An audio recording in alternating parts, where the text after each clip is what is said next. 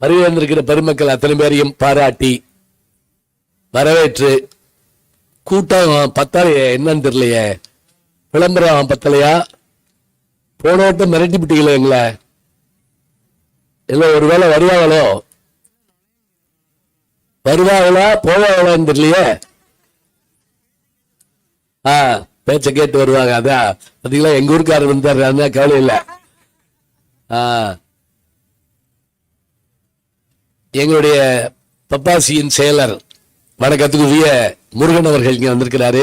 இங்க மட்டும் இல்ல, எல்லா இடத்துக்கும் வந்து எங்களை வரவேற்பாரு. அதே போல ஐயா நாளை பிடிஓவாக பதவியேற்கின்ற செலியன் அவர்களுக்கும் எங்களுடைய அன்பு வாழ்த்தையும் வணக்கத்தையும் மகிழ்வோடு தெரிவித்து வாங்க. மருது அவர் எங்க சோமசுந்தரம், எங்க மாணவர்கள் 2 பேரும் பொண்டாட கொண்டு வந்துட்டீங்களா?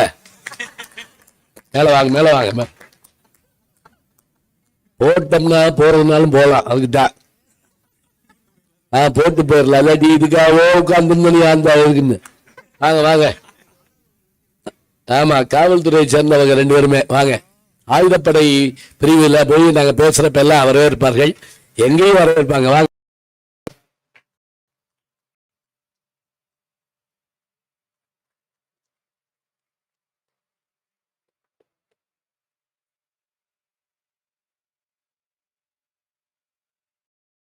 வந்த உடனே ஆசிரியரை வணங்கக்கூடிய ஒரு பெரிய பெருமை, அது நான் எனக்கு கிடைச்சாதான் நினைக்கலைங்க. அது அவர்களுக்கு அவர்கள் பெற்றுக்கொண்ட ஒரு நல்ல குணமா நான் கருதுறேன். இந்த தலைமுறையில் அதை எதிர்பார்க்க முடியுமான்னு நமக்கு தெரியல. ஒரு வாத்தியார் பஸ்ல ஏறி இருக்காரு, 16 ரூபாய் எந்திரிச்சிட்டான் பஸ் உள்ள இருந்து. அவன் தோலை பிடிச்சி அமுக்கினார். இதெல்லாம் பள்ளிக்கூடத்தில் வச்சுக்கோ. கொஞ்சம் நேரம் பஸ் போச்சு, திருப்பி எந்திரிச்சான், திருப்பி அமுக்குனாரு. 3வது அமுக்குனார்ல அவன் அழுதுட்டான். நான் பூவண்டிலே இறங்க வேண்டியவனியா, அமுக்கி இங்க வரைக்கும் கொண்டு வந்துட்டேன். அரங்குகளிலே 100க்கும் மேற்பட்ட அரங்குகள் இருக்கின்றன. வந்திருக்கவங்க அதெல்லாம் போய் பார்த்து வந்தீங்களா? புஸ்தகம் இல்லை, வாங்கியிருப்பீங்கன்னு நினைக்கிறேன். வாங்கலைன்னாலும் பிள்ளைங்க கையில காசு கொடுத்து புத்தகம் வாங்குங்க. மாலுக்கு கூட்டு போறப்ப இந்த பல பொருள்கள் இருக்கின்ற அங்காடிகளுக்கு கூட்டிட்டு போறப்ப என் கையில பணம் கொடு, நான் வாங்கிறேன் அப்படின்னு பிள்ளைங்க சொல்லுது. அது போல ஒரு பழக்கத்தை நாம இங்க குழந்தைகளுக்கு கொடுத்து, இந்தா போய் என்ன புத்தகம் வேணாலும் வாங்கிக்கோ, அனுப்பிவிடலாம். அதுதான் அவருடைய வளர்ச்சிக்கு உறுதுணையா இருக்கும். இந்த அருமையான புத்தக திருவிழாவிலே நல்ல தலைப்புகள்ல வருடந்தோறும் பேசுவதற்கான வாய்ப்பு கிடைக்கிறது. இன்னைக்கான தலைப்பு என்ன அப்படின்னா, மக்கள் பெரிதும் மகிழ்ச்சியா இருப்பது வீட்டிலா வெளியிலா, இதுதான் தலைப்பு. சொல்றப்பே பல வருமானத்துல சிரிப்பு வருது. வெளியேங்கிறதுனாலதான் வெளியே வந்து உட்கார்ந்து நாங்க சிரிச்சுக்கிட்டு இருக்கோம், நீங்க வாட்டுக்கு உள்ளன்றாங்க அப்படின்னு. மக்கள் பெரிதும் மகிழ்ச்சியா இருப்பது வீட்டிலா வெளியிலா என்று கேட்டால் முதல்ல மகிழ்ச்சியா இருக்கணும், அதான் வேணும். எது வெற்றின்னு கேட்டாங்க, வெற்றி பெறுவது மகிழ்ச்சியான்னு கேட்டாங்க. அப்ப அவர் என்ன சொன்னார் தெரியுமா? ஒருத்தர், வெற்றி பெறுவது மகிழ்ச்சி இல்லை, மகிழ்ச்சியா இருப்பதுதான் வெற்றி பெற்றதுக்கு அடையாளம் அப்படின்னார். அதான் உண்மை. வாங்க, மகிழ்ச்சியா இருந்துட்டோம்னா வெற்றி பெற்றோம்னு அர்த்தம். அப்ப எங்க மகிழ்ச்சி நமக்கு கிடைக்குது? எல்லா இடத்துலயும் தாங்க இருக்கு, இல்லாத சொல்ல முடியாது. ஆனாலும் நாம் உள்வாங்குகிற திறன் எப்படி இருக்கிறது அதை பார்க்கணும். இப்ப வீட்டை பொறுத்த மட்டும் என்ன அப்படின்னா, அது ஒரு ஆலயம். அந்த ஆலயத்தினுடைய பெருமையை சொல்ல முடியாது, எல்லாமே மகிழ்ச்சி தான். அதோடு மட்டுமில்ல, பழைய வீடு புது வீடு என்று பார்த்தால் பழைய வீட்டினுடைய ஒவ்வொரு சுவரும் ஒவ்வொரு செய்தியை சொல்லும். ஒரு தடவை எழுத்தாளர் சுஜாதா, அவர் ஆம்பளை, அது முதல்ல சொல்லிடுறேன். சுஜாதா நீங்க அது பெண் நினைச்சிடப்படாது, அவர் பேர் ரெங்கராஜன். தன்னுடைய அப்பா 80 வயசுக்காரரு, அவரை கூட்டிட்டு ஸ்ரீரங்கம் கோயிலுக்கு போயிருக்காரு. அவங்க வைணவ இதை சேர்ந்தவங்க, அதனால அப்பாவை கூட்டு போயிருக்காரு. அவங்க ஊர் அந்த ஊர் தான். அவங்க அப்பா என்ன பண்ணிருக்காரு, அவருக்கு 85 வயசு. ஒரு கையில் இவரை பிடிச்சிருக்காரு, இன்னொரு கையில செவரை தொட்டுக்கிட்டே வர்றாரு அவங்க அப்பா. சுஜாதா கேட்டாரா, ஏன்பா நான் தான் பிடிச்சிட்டு வர்றேன்ல, ஏன்பா செவரை தொட்டுக்கிட்டே வர்றீங்க, விழுந்துடுறீங்கன்னு பயமா இருக்கான். ராமானுஜர் தொட்ட செவர் இல்லையா, அதனாலதான் அதை தொடுறேன். ஆழ்வார்கள் தொட்ட செவர் இல்லையா, அதனாலதான் தொடுறேன். நம்ம வீடுன்னா அதாங்க. நம்ம வீட்டுல நம்முடைய மனம் ஆன்மா என்பதை காட்டிலும் நம்முடைய முன்னோர்களுடைய பெருமை அங்க இருக்கு. அங்க எதை தொட்டாலும் மகிழ்ச்சி தான். இந்த வீடு கட்டுறப்பய எப்பா தொட்டில எங்க கட்டுவாங்க அப்படின்னு ஒரு கேள்வி கேட்போம். இது என்ன ஒரு கொக்கி கூட வைக்கல கேட்கிறப்பல. அப்ப பாருங்க, வீட்டுக்குள்ள என்னென்ன வேணுங்கிறப்ப இதையும் யோசிக்கிறோம். அங்க எல்லாமே மகிழ்ச்சி. வீட்டு சமையல் அறையில ஏதாவது புது உணவு வந்துட்டா என்ன விசேஷம் அப்படின்னு போய் கேட்கிறோம். மறந்து போச்சா இன்னைக்கு உங்க பிறந்த நாள், ஆமா இல்ல அப்படின்னு சொல்றப்பே ஒரு சந்தோஷம் இருக்கு பாருங்க. அப்ப வீடு என்பது இத்தகைய பெருமை மிகுந்தது. வெளி உலகம்னா சும்மாவா, எங்க போனாலும் வெளி உலகத்தை தேடிதான் போவோம், வேற ஒன்றும் வேண்டாம். நூலகம் எங்க இருக்கு, வெளியில தான் இருக்கு. இப்ப எனக்கு ஒரு அனுபவம், சென்னை போறதுக்காக ஒரு 10 வருஷத்துக்கு முதல்ல மாடுதாவணி பஸ் ஸ்டாண்ட்ல அந்த பிரைவேட் பஸ்ல ஏறி உட்கார்ந்துருந்தேன். என் பின்னாடியே ஏறின ஒருத்தர் என்னை பார்த்து கை கொடுத்துட்டு, ஜெயில பார்த்தோம் ஞாபகம் இருக்கா அப்படின்னு போயிட்டாரு. ஜெயில பார்த்தோம் ஞாபகம் இருக்கான்னு போயிட்டாரு. என் பக்கத்துல உட்கார்ந்து இருந்தவன் உயிரே போய் நான் ஒரு 10 கொலையாவது பண்ணிருப்பேனாக்கும் நினைச்சு என்னை தொட்டு தொட்டு கும்பிடுறான். தப்பா இருக்காங்க ஒண்ணு, நான் அருவா வச்சிருக்கேன்னு நம்பினான். அப்புறம் நான் வந்துட்டு சொன்னேன், அப்பா ஆகஸ்ட் 15க்கு சுதந்திர தினத்துக்கு பேச போனேன்யா, நீ ஒன்னும் பயப்படாம உட்காரு. அங்க பட்டிமன்றம் நடந்ததுங்க. எங்க மதுரை மத்திய சிறைச்சாலையில் பட்டிமன்றம். யாரு பேச்சாளர் தெரியுங்களா? நான் நடுவர். அவங்க தான் பேசுறாங்க. அங்க இருந்த சிறையில் இருந்த அந்த பெருமக்கள் தான் பேசுறாங்க. சும்மா சொல்லக்கூடாது, இவங்களை காட்டில நல்லா பேசினாங்க. நான் பார்த்தேன், இல்லைன்னா போய் பார்த்துவாங்க. அங்க பேசுறப்ப புத்தகத்தோட பெருமை எல்லாம் சொன்னேன். இதுல என்ன லாபம்னு கேக்குறீங்களா? ஒரு 3 மாசம் கழிச்சு ஒரு பத்திரிகையில ஒரு தொலைக்காட்சியில ஒரு செய்தி வந்ததுங்க. ஒருத்தர் பேட்டி கொடுக்கிறாரு. நான் எங்க ஊர்ல ஒரு சின்ன கலவரம் நடந்தப்ப அந்த கலவரத்துல என்னை உள்ள கூட்டு போயிட்டாங்க. போயிட்டு அப்பதான் பேராசிரியர் ஞானசம்பந்தன் பட்டிமன்றம் நடத்த வந்தாரு. புத்தகங்களை பத்தியும் நூல்களை பத்தியும் சொன்னாரு. நான் விடுதலையாகி வந்த உடனே எங்க கிராமத்துல எங்க வீட்டினுடைய முன்பகுதியை கொஞ்சம் சீரமைச்சு அதுல ஒரு நூலகத்தை உண்டாக்குனேன். இன்னைக்கு எங்க ஊரே உட்கார்ந்து அதுல படிக்குது. கேள்விப்பட்டிருப்பீங்கல்ல, ஒரு நூலகம் திறக்கப்படுகிற போது 100 சிறைச்சாலைகள் மூடப்படுகின்றன. ஆனா ஒரு சிறையில இருந்தவரே ஒரு நூலகத்தை திறந்திருக்காருன்னு சொன்னா அது எவ்வளவு ஒரு பெரிய பெருமை. ரொம்ப மகிழ்ச்சியா இருந்தது. வெளி உலகம் எத்தனையோ சாதனைகளை கொண்டது, எத்தனையோ ஆற்றல்கள் நிறைந்தது. நடந்து போனா 4 பேர் சந்திப்போம், சைக்கிள்ல போனா ஒரு 100 பேரை சந்திப்போம். அதே போல கார்ல பயணப்பட்டா பல ஊர்களை பார்ப்போம். விமான பயணம் பல அனுபவங்களை தரும். கப்பல் பயணம் இருக்கே, நாம் பார்க்காத விஷயங்கள் எல்லாம் பார்க்கலாம். நிலத்தில், நீரில், ஆகாயத்தில் என்று நாம் பார்த்து கொண்டே இருக்கலாம் பல செய்திகளை. வெளியில் என்று வருகிற போது வாங்க வாங்க வாங்க வாங்க. ஐயா மாவட்ட வருவாய் அலுவலர்கள் வாங்க.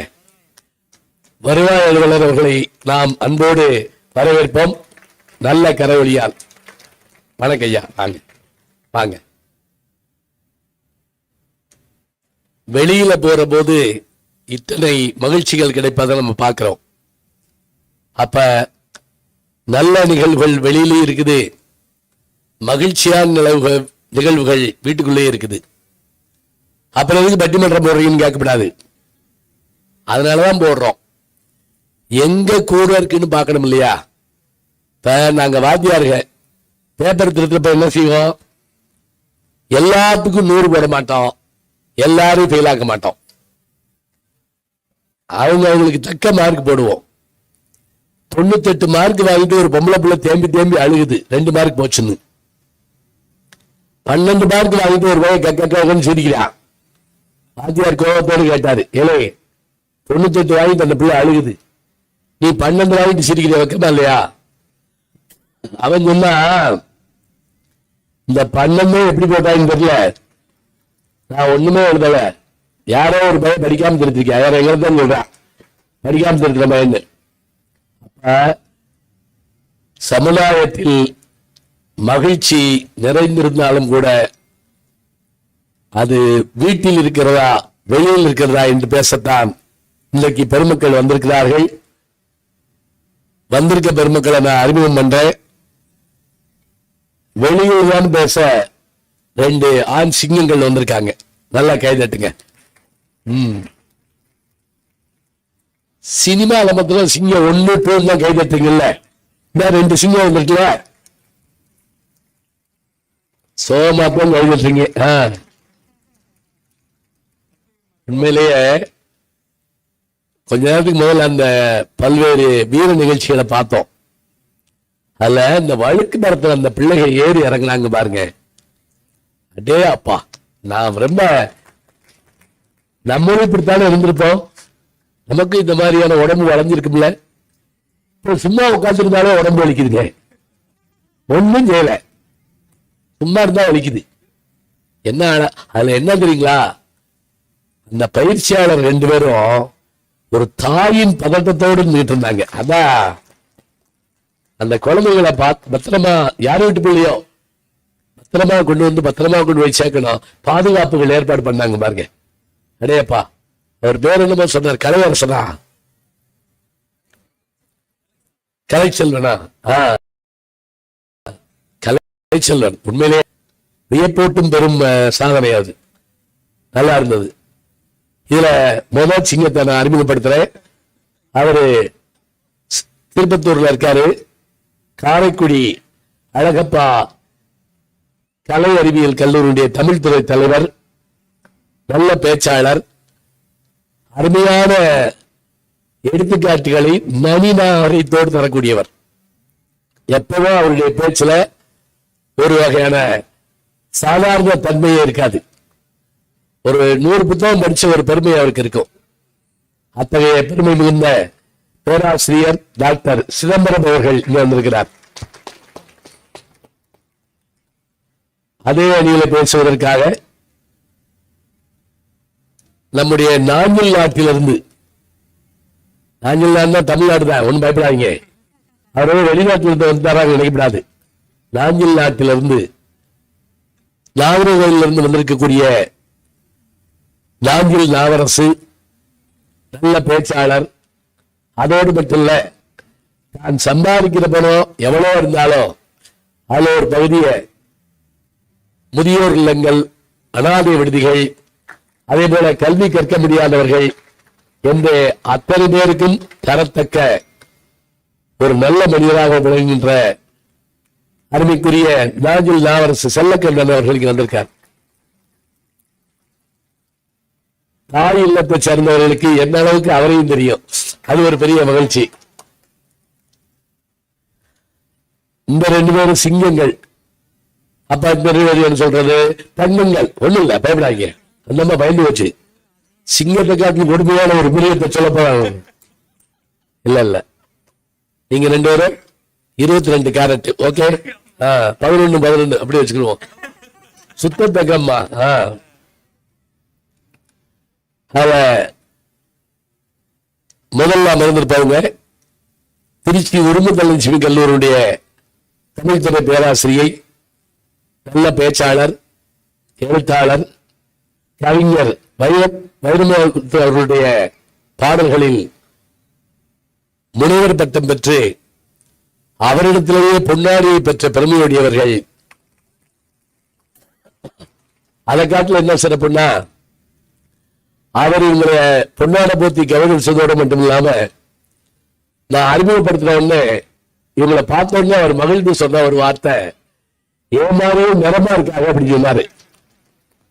என்ன நிறம்னு சொல்லல, நிறமா இருக்காங்கன்னு சொன்னாரு. இத்தகைய பெருமை மிகுந்த பேச்சாளர், இனிமையா பாடவும் செய்வாங்க. பாடவும் பேசவும் எழுதவும் தன் திறமையை வளர்த்துக் கொண்டிருக்கக்கூடிய பேராசிரியை டாக்டர் மனோன்மணி அவர்கள் இங்கே வருகை வந்திருக்கிறார்கள். அடுத்து அமர்ந்திருப்பவர்கள் அவர்கள் சோழநாட்டை சேர்ந்தவர்கள். ஏன்னா இப்ப எல்லாம் பொன்னியின் செல்வன் வந்த பிறகு பொன்னி நெறி பார்க்கலையான்னு தான் எல்லாருக்கும் சந்தோஷம் வருது.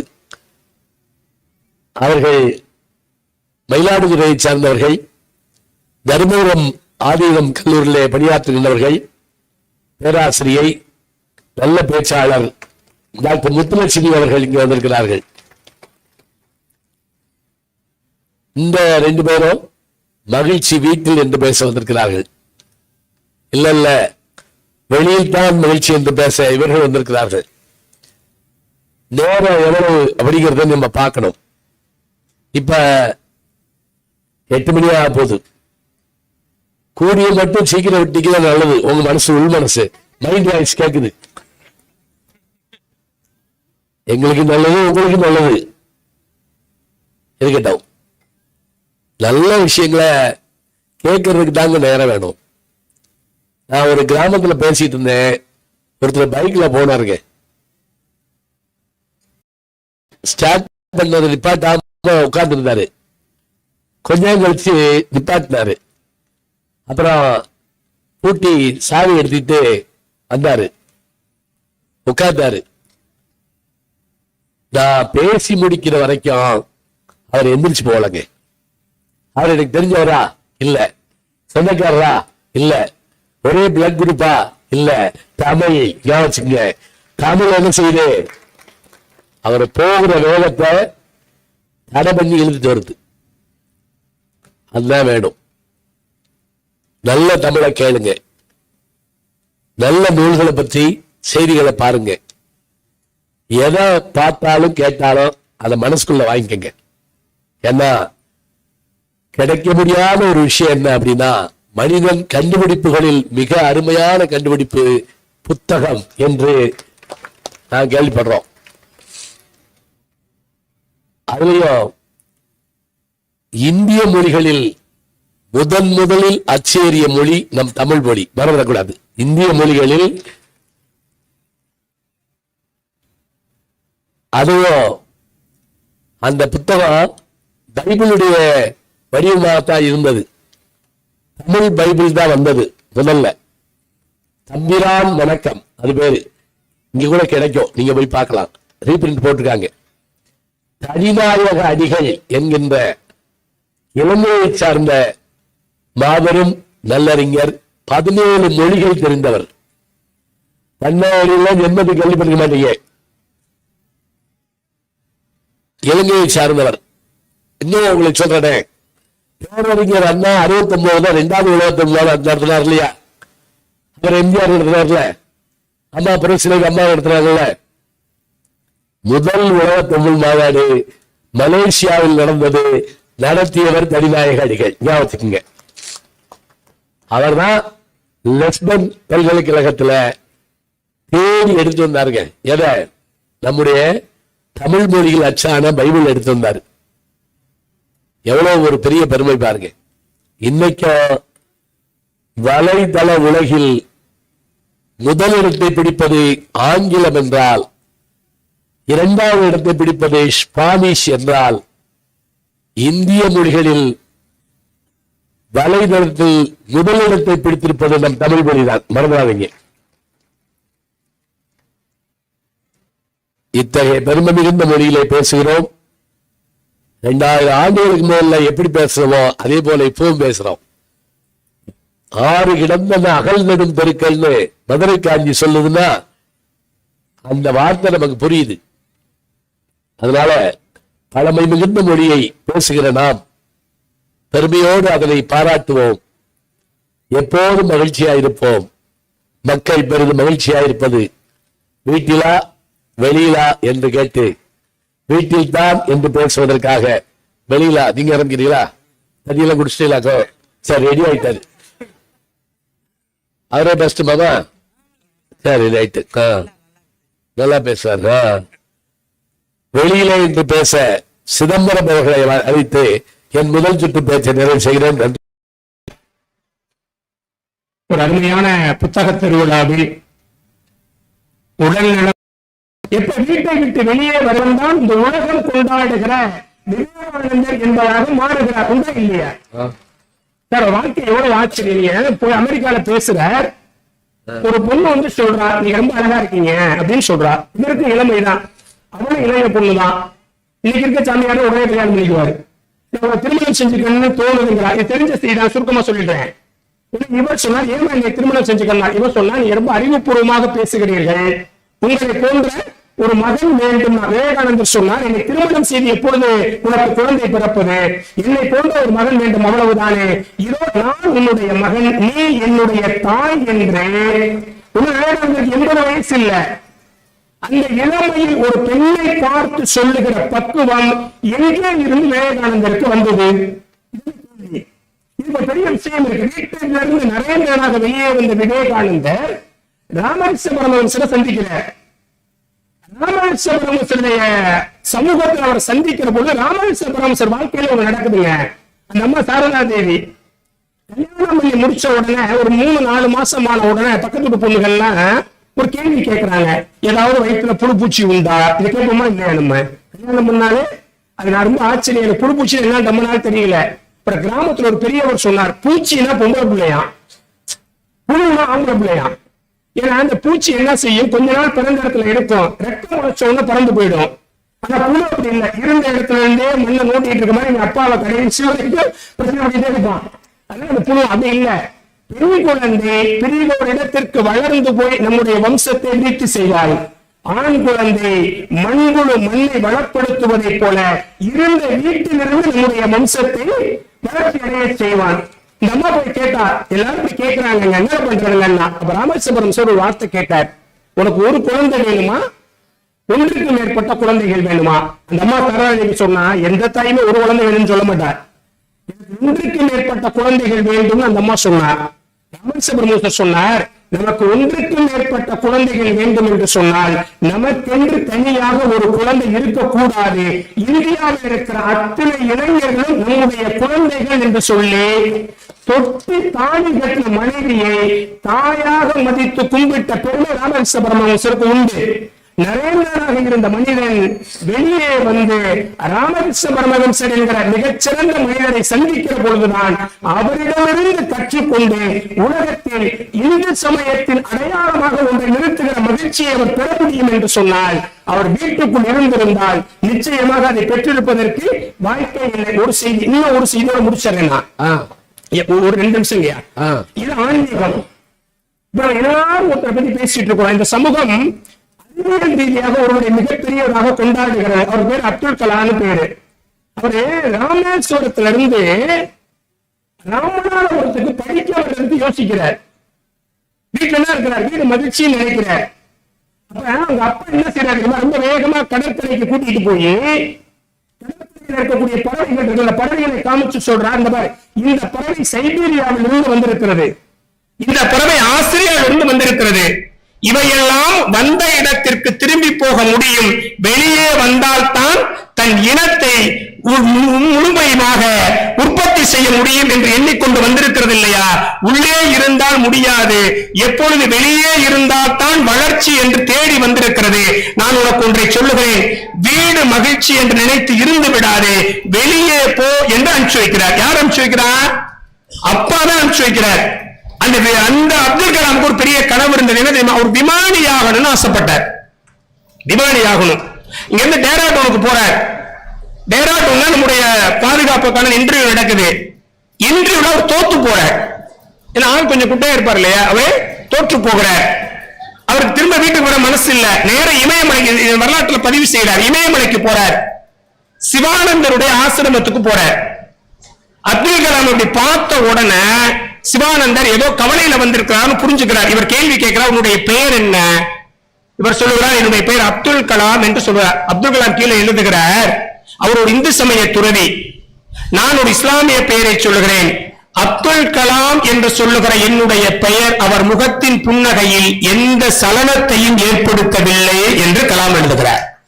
அவர் சொன்னாரா, இந்த மாதிரி பெரிய கனவு, கனவுல தோத்து போய் வந்து நான் நிக்கிறேன், எனக்கு வாழ்க்கையே முடிஞ்சு போன மாதிரி எனக்கு தோணுது, வீட்டுக்கு போக கூட மனசு இல்லைங்கிறார். அப்ப சிவானந்தர் ஒரு வார்த்தை சொன்னாரா, இங்க பார்ப்ப, ஒவ்வொரு உயிரை பிறக்க வைக்கிற பொழுதும் கடவுள் ஒரு திட்டமிட்டு இருக்கிறார். நீ என்னவாக வரப்போகிறாய் என்பது உன்னை நிராகரித்தவர்களுக்கும் தெரியாது, அது உனக்கும் தெரியாது. ஒரு இடத்தில் நீ நிராகரிக்கப்படுகிறாய் என்றால் இதைவிட உயர்ந்த இடத்திற்கு நீ போக போகிறாய் என்று அர்த்தம். நான் ஒரு இஸ்லாமிய சிறுவனாக இருந்தால் உனக்கு நான் ஒன்றை சொல்லுகிறேன், மகாபாரதம் வாசி. அதுல 18 அத்தியாயம் இருக்கு. 18 அத்தியாயம் முடிந்ததற்கு பிறகு கிருஷ்ண பரமாத்மா ஒரு பெரிய விஸ்வரூப தரிசனம் காண்பிப்பார். கடவுள்தான் விஸ்வரூப தரிசனம் எடுக்க வேண்டும் என்ற கட்டாயம் இல்லை. மனிதனாக இருக்கிற நீயும் கூட இந்த உலகம் அண்ணாந்து பார்க்கிற அளவிற்கு விஸ்வரூப தரிசனத்தை எடுக்க முடியும். இந்த கனவோடு வெளியே வெற்றி பெறுவாய் என்று சொல்லி அனுப்புகிறார். கலாம் இந்தியா என்ன உலகமே வியந்து பார்க்கக்கூடிய ஒரு விஸ்வரூப தரிசனத்தை எடுக்கிறார் என்று சொன்னால், தோற்று வீட்டுக்கு போனால் அவர் அப்பாவின் பிள்ளையாக இருந்திருப்பார். ஆனால் சிவானந்தரை தேடி போகிற பொழுதுதான் உலகம் கொண்டாடுகிற அறிவியல் விஞ்ஞானியாக மாறுகிறார் என்றால், நடுவர்களை இப்படி நிறைவு செய்கிறேன். வீடு பாதுகாப்பானதாக கூட இருக்கலாம், சமூகம் சவால் நிறைந்ததாக இருக்கலாம்.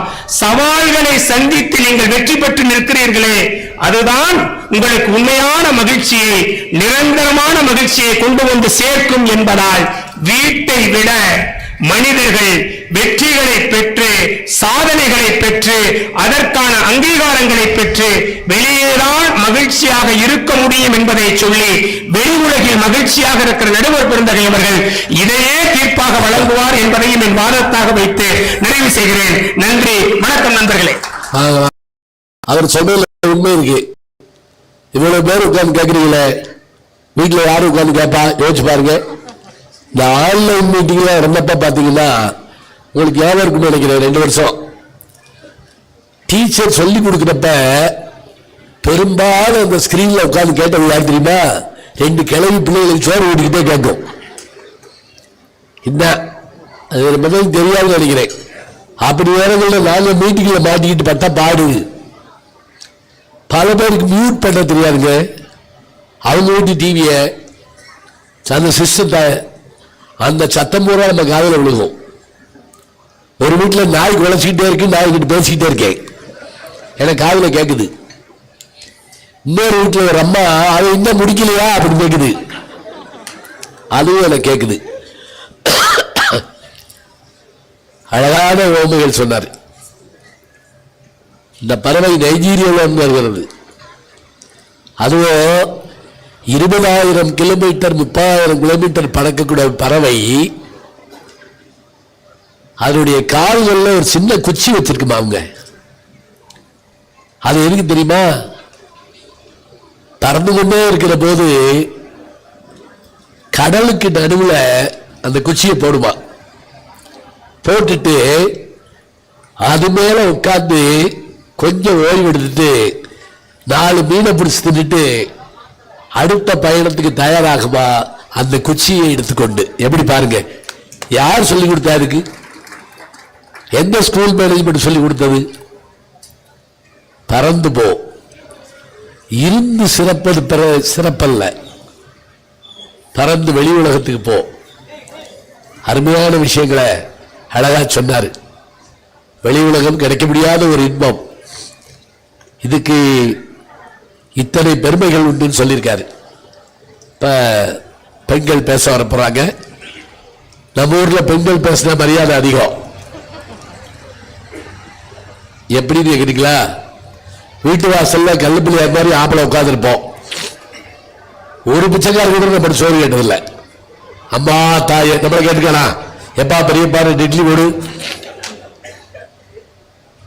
இப்ப பிச்சைக்காரிக்கு தமிழ்லயே கேட்கறது இல்லைங்க. 1 ரூபாய் இருக்குமா அப்படிங்கிற அவர்கிட்ட.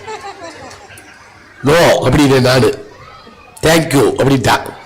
நல்ல வேலை எனக்கு 2 ரூபாய் கொடுக்க போனா. இவனை காட்டி ஆச்சரியம் என்ன, ஒரு பிச்சைக்காரன் என்கிட்ட கேட்டா பாருங்க, சும்மா வைங்க, வாய் பேச முடியாத ஊமையா 2 ரூபாய் கொடுக்கணும்னு கேட்டான். நான் கொடுத்த பிறகு யோசிச்சேன், இது எப்படி இவன் கேட்டான்? அவனே கேட்டிருக்கான். பஸ்ல கூட ஆம்பளைய சீட்ல பொம்பளைய உட்காரலாம், நம்ம ஊர் நியாயம். தப்பி தவறி ஒரு பொம்பளை சீட்ல ஆம்பளை உட்கார்ந்தா அவன் கதி அதோ கதி. பெண்கள் உட்கார்ற சீட்ல எத்தனை எழுத்து, பெண்கள், பூவையர், வளைக்களம், மகளிர், எத்தனையும் பார்த்தாது இங்கிலீஷ்ல லேடிஸ். ஆண்களுக்கு ஆண்கள் எழுதாட்டா பரவாயில்லைங்க. திருடர்கள் ஜாக்கிரதை. யார் செஞ்ச கோளாரோ தெரியல. குடிக்க மாட்டேன், கொஞ்சம் பேசிக்கிட்டு இருக்கேன். அவங்க பேச பரவாயில்ல. ஓ நான் கூட குடிக்கிறேன், எனக்கு இங்க இருக்கா, என் பேர் போட்டுக்காக்க இதுல. சரி சரி, ஆமா, அந்த அரிசியில தான் பேர் போட்டுருக்குன்னு சொல்லுவாங்கல்ல, அதான் சொல்லுவாங்க. ஒவ்வொரு அரிசியிலையும் நம்ம பேர் இருக்குமா. அதை ஒருத்தர் கேட்டிருக்கா, கடவுளே 40 வயசு வரைக்கும் அரிசியில பேர் போட்டு நீ, அதுக்கு பிறகு கோதுமையில பேர் போட்டு அப்படின்னா சுகரு வேற என்ன செய்வான்? ஆமா, குடிச்சிட்டீங்களா? நீங்க குடிச்சிட்டீங்களா? ஏன் டீ குடிக்க பழக்கம் இல்லையா? பட்டிமன்றத்துல சேர்க்க மாட்டோம். நல்ல அழகா கேள்வி கேட்டுக்காரு.